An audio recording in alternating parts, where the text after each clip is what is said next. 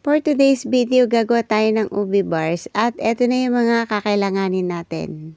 Unahin ko nang gawin yung ubi glaze. Meron ako ditong 1 cup condensed milk, 3/4 cup water, and then 2 tablespoon ubi powder. Pagkatapos, isasalang ko lang sa apoy, pakukuluan ko lang ng konti lang, mga 1 kulo lang kasi para yung lasa ng ubi powder mabawasan yung may konting pakla, no, para maluto yung ubi powder. Pagkatapos nito, isasalang naman natin yung desiccated coconut. So, naglagay ako ng 2 cups desiccated coconut. Isasalang ko to konti lang guys, saglit lang, iinit ko lang. Palalabasin lang natin yung natural flavor nung desiccated coconut. Tsaka medyo iba yung lasa guys pag ininit mo yung desiccated coconut. So pagkatapos nito, set aside na natin yan. I-grease muna natin tong baking pan ng butter. Kung walang butter, pwede rin naman guys ang cooking oil. Dito sa aking mixing bowl, meron na akong 4.5 cups all-purpose flour, 3 teaspoon baking powder, 1 teaspoon salt, and then 1/2 cup powdered milk. Paghahaluin lang natin lahat to. Pagkatapos, set aside lang muna natin at gagawin na natin yung wet ingredients. So, meron akong 3/4 cup soap and butter. Ito guys yung malambot na, no? Pero hindi siya natunaw. So, ang kailangan natin na butter yung malambot lang, hindi tunaw. Pagkatapos, lalagyan natin ng 3/4 cup sugar. Hahaluin lang din natin to maigi. Hindi na ako gumamit ng hand mixer, no? Okay na ako dito sa rubber spoon. So anyway, nilagay ko yung 2 pieces egg. Pagkatapos, hahaluin lang natin to. Carry naman natin sa rubber spoon. So tipid ka pa sa kuryente, no? So pagkatapos, lalagay ko na yung 1 cup evaporated milk. Hahaluin lang din natin to maigi. Halo-halo lang, mekos-mekos lang. So pagkatapos nito guys, gamitan ko na ng wire whisk sa paghalo para mas mahalo ng maigi. Pagkatapos, lalagyan ko ng 2 teaspoon vanilla and then mix it well. Pagkatapos nito, ilalagay na natin yung ating dry ingredients. So, bali, dinirekta ko na guys, sinala ko na, no? So, dapat pala kanina sinala ko na. So, anyway, ganun pa rin naman ang bagsak niyan. So, sinala natin para masigurado nating walang buo-buo, tsaka makita natin kung mamaya may dumi yung ating harina, no? So, ganyan lang yan din, hahaluin natin ulit to. At sa pagkakataong ito, gagamitan na natin to ng mekos-mekos, no? Pero bago natin gawin to guys, make sure na nakapaghugas tayo maigi ng kamay at wala na tayong ibang hinawakan pa, no? Para syempre to be sure na malinis yung kamay natin. Syempre every time naman na gagawa tayo ng pagkain, make sure na malinis yung kamay natin. Actually, hindi lang naman sa pagkain, kailangan talaga lagi tayo naguhugas ng kamay. Syempre, 'di ba? Para maiwasan yung mga sakit-sakit. At pag ganito na yung itsura, nahalo na natin maigi, okay na to guys, no? Kaya lang naman natin kailangan haluin maigi, syempre para walang matitirang buo-buong harina. Habang ginagawa ko to, nag-preheat na ako ng oven at sinet ko na sa 150 degrees Celsius at i-bake ko to for about 30 to 35 minutes or until it's done. Syempre, i-check na lang natin kung luto na. So, ipaplat lang natin to maigi para medyo pantay. Hindi naman kailangan perfect ang pagkakaplat. Basta maplat lang naman siya, no?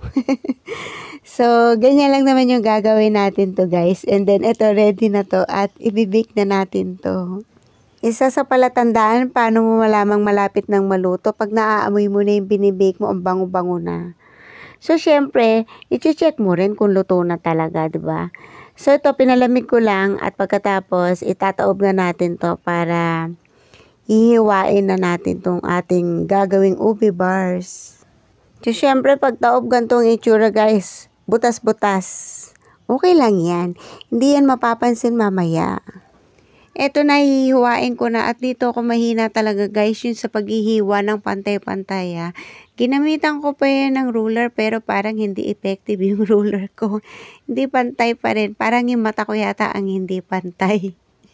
Alam nyo guys, itong ube bars, isa to sa favorite kong binibili sa bakery.